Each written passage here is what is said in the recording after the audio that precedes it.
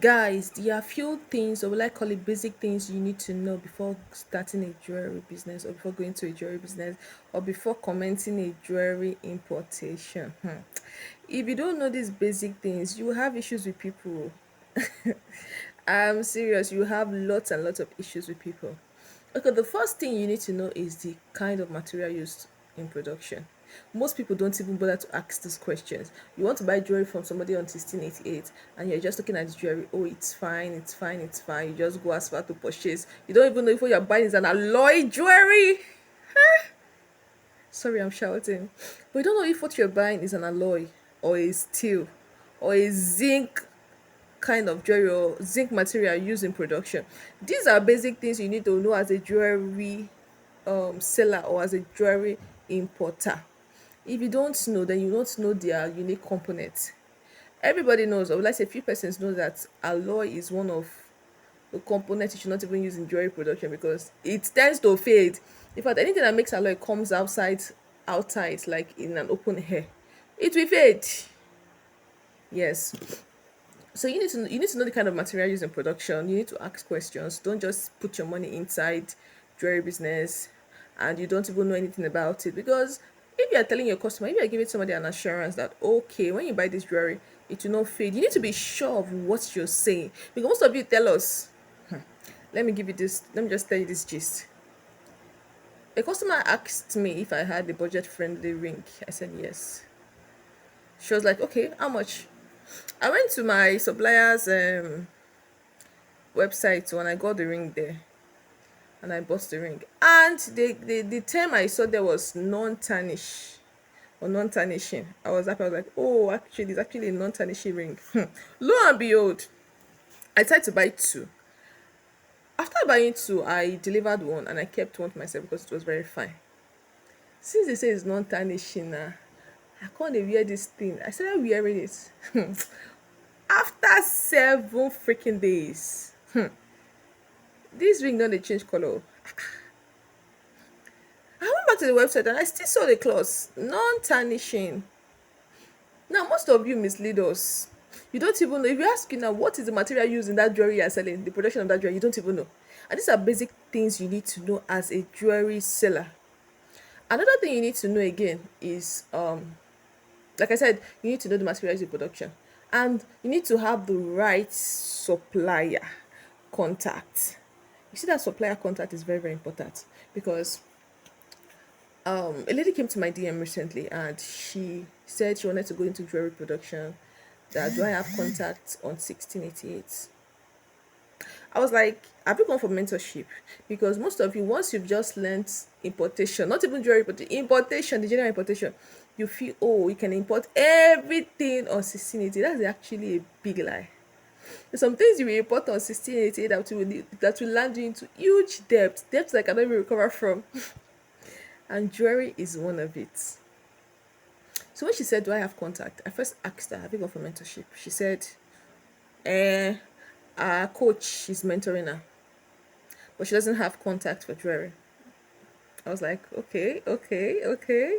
And I told her it's not about your coach mentoring, it's about getting the right mentorship. Now, there's some jewelries you do not buy from China. You see all those budget friendly jewelries. Please, please, please do not buy from China. I'll tell you why you shouldn't buy it from China. There's this popular market in Lagos. I will not mention the name. I'm not giving them a visibility. I won't mention the name. This popular market in Lagos. If you go there, most of these jewelries you see on 1688, you see it there cheaper. And you'll be wondering, where did these people get their own jewelry from? So now let me answer that question. Where did they get their jewelry from? They get their jewelry from 1688 and offline suppliers. Most people don't know that they're actually vendors in China that sell very good jewelries and are not on 1688. Example is Sunbel. I'm sure we're actually familiar with Sunbel. You cannot even see Sunbel's product on 1688. That's not possible. If you like search, scroll, you will not see Sunbel's product on 1688. Except you buy the contact for people because people send the contact, they don't give it free of charge. Back to what I was saying. Now, imagine a supplier buying a particular jewelry. Let's just say supplier A is buying a jewelry of 2 yuan and it's buying like 1,000 or 2,000 pieces, you can actually go as far to negotiate or renegotiate the price with the supplier. You can tell the supplier that, oh, since I'm buying this jewelry, I'm buying up to 2,000 pieces, please can you give it to me for 1 yuan? And definitely they will come to an agreement or they'll reach an agreement, and the supplier might not even give the seller for 1 yuan, but it's going to give the seller less than 2 yuan, something very reasonable and convenient. Do you understand? Now, you that is actually buying just one piece will not get that offer. It is not juju, it is not magic. You will not just get that offer. Now, when this supplier buys this jewelry for that amount and brings it to Nigeria, definitely the cost price will not be it will be lesser than yours, because you're actually buying for the exact price on 1688. There's no negotiation.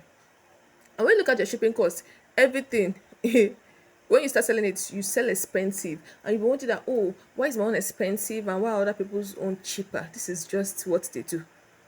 If you want to go into jewelry production, or sorry, if you want to go into jewelry selling, you need to know what to buy in China and what not to buy. All those budget friendly VCA, we all know what VCA means, Van Cleef, all those budget friendly necklace, bracelets, please buy them in Lagos. And if you're buying one, please buy in Lagos. If you're not buying up to 1,000, no buy. Don't buy in China at all. Buy in Lagos to save yourself that unnecessary headache. Because I don't know who gave you guys the idea that you must import everything. No, importation means bringing things in Nigeria in large quantity. But so most of you now have turned importation to Jumia, where you can just go there and buy one thing and you just ship it. When it start coming to Nigeria, you start complaining, oh, the shipping fee is expensive. Are you kidding me? Okay. It will be expensive and it won't be cost effective for you. Just buy in Nigeria.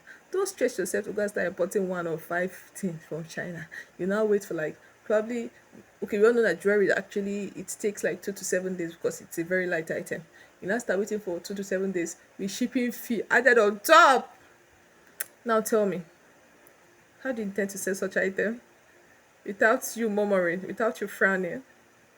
So with this few points of mine, I hope I've been able to convince you and not no. Yes, I hope I've been able to convince you and not to confuse you that it is not all jewelry you buy from 1688. Buy in Nigeria here. Eh? Fine girl.